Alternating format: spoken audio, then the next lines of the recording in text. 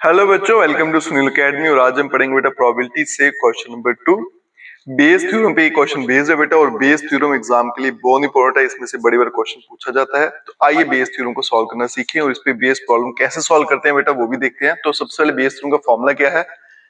Probability of E1 upon A equals to probability of A upon E1। फिर यहाँ पे फिर से probability of E1 probability of A upon E1 plus probability of E2 probability of A upon E2 plus 1 E3 होगा, तो आगे E3 की बारी आ जाएगी। अब यहाँ पे E1 क्या है, A क्या है, E2 क्या है, E3 क्या है, बस वो आपको समझना है।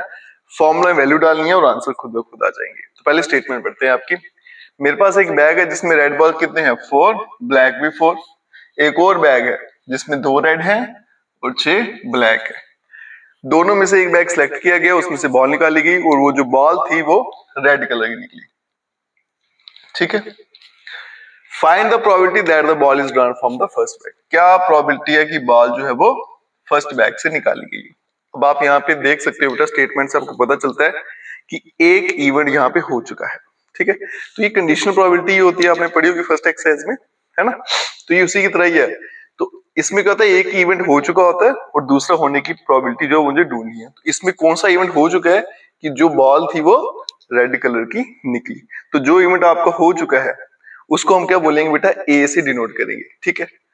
और E1 क्या होता है आपका, जिसकी प्रोबेबिलिटी आपको फाइंड करनी है। फाइंड दी प्रोबेबिलिटी के आगे जो भी आपको दिख रहा है ना बेटा, वो आपका क्या होता है, E1 होता है। ए क्या होता है, जो इवेंट हो चुका है। और इसमें कौन सा इवेंट हो चुका है कि बॉल जो है वो रेड कलर की निकली है। अब मैं यहाँ पे लिखने जा रहा हूं मेरा E1। E1 क्या आएगा आपका कि ball is drawn from, is drawn from bag, first bag या फिर बैग 1 बोलिए। उसके बाद में ए जो है वो क्या आ जाएगा आपका कि बॉल जो है वो रेड कलर की थी। अब E2 क्या होगा वो देखिए बेटा, मेरे पास 2 बैग हैं। E2 जो होगा इसका कंप्लीमेंट्री होगा। अगर E1 में बैग 1 है तो E2 में क्या आ जाएगा, बैग 2 आ जाएगा। तो ball is drawn from bag 2। ठीक है। ये आ गया मेरा E1 E2 A। जब भी आपको क्वेश्चन आएगा बेस थ्योरम का तो आपको सबसे पहले E1 फिर A फिर E2 E3 जितने भी बाकी इवेंट है वो सारे आपको यहाँ पे लिखने हैं। तो सबसे मेन होता है E1। E1 कैसे फाइंड करेंगे, प्रोबेबिलिटी के आगे जो लिखा है। A क्या होगा बेटा, एक कंडीशनल प्रोबेबिलिटी है। एक इवेंट आपका हो चुका है वो आपका A में आ जाएगा, बाकी जो इवेंट बचेंगे वो आपका E2, एक और होगा तो E3 में आ जाएगा। अब सबसे पहले डेटा दिया बेटा उसको लिख लेता हूँ। मेरे पास 2 बैग है, ये बैग 1, इधर ले लेते हैं बैग 2।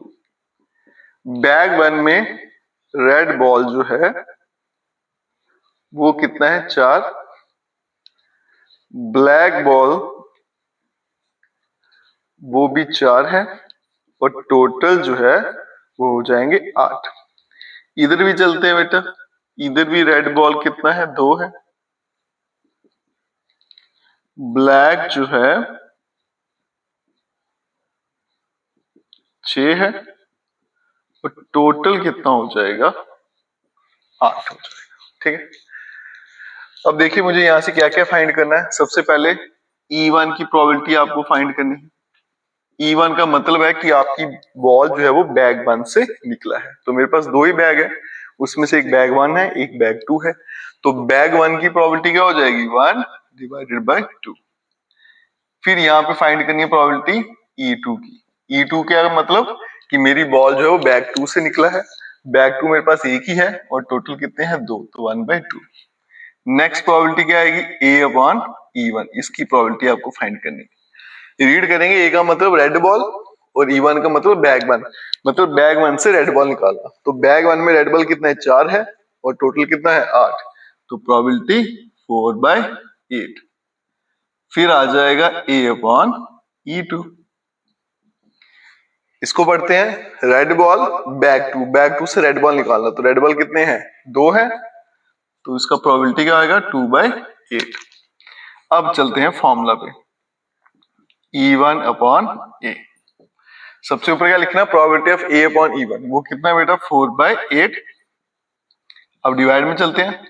सबसे पहले प्रोबेबिलिटी ऑफ E1, यहाँ पे बेटा प्रोबेबिलिटी ऑफ E1 भी होता है, सॉरी बाय मिस्टेक मैंने यहाँ पे ऐसे लिख दिया था, वो है 1/2। 2। अब नीचे क्या है, प्रोबेबिलिटी ऑफ E1 मतलब सेम वही जो ऊपर था, तो 1/2 into 4/8 plus probability of E2 1/2 और फिर A/E2 वो आ जाएगा 2/8।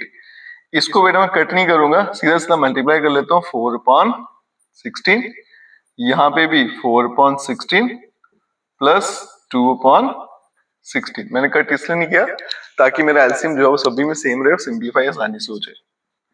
तो ये बनेगा बेटा 4/16 डिवाइड में 6/16, ये कैंसिल हो गया, बच गया 4/6, 2 से कैंसिल हो जाएगा तो 2/3।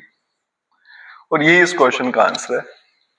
अगर आप कुल मिला के सोचो तो सिर्फ इन दो लाइनों का खेल है, E1 का और A का। अगर ये आपका ठीक हो जाता है, बाकी फॉर्मूला बेटा फिक्स है, हर क्वेश्चन यही लगना है, प्रोबेबिलिटी निकालनी है और आंसर आ जाएगा। लेकिन E1 और A इसका बस ध्यान रखना है। नेक्स्ट वीडियो मिलेंगे बेटा नेक्स्ट क्वेश्चन के साथ। वीडियो अच्छा लगा खूब सारा शेयर करिएगा और चैनल को लाइक सब्सक्राइब शेयर कमेंट जरूर करें। Best of luck.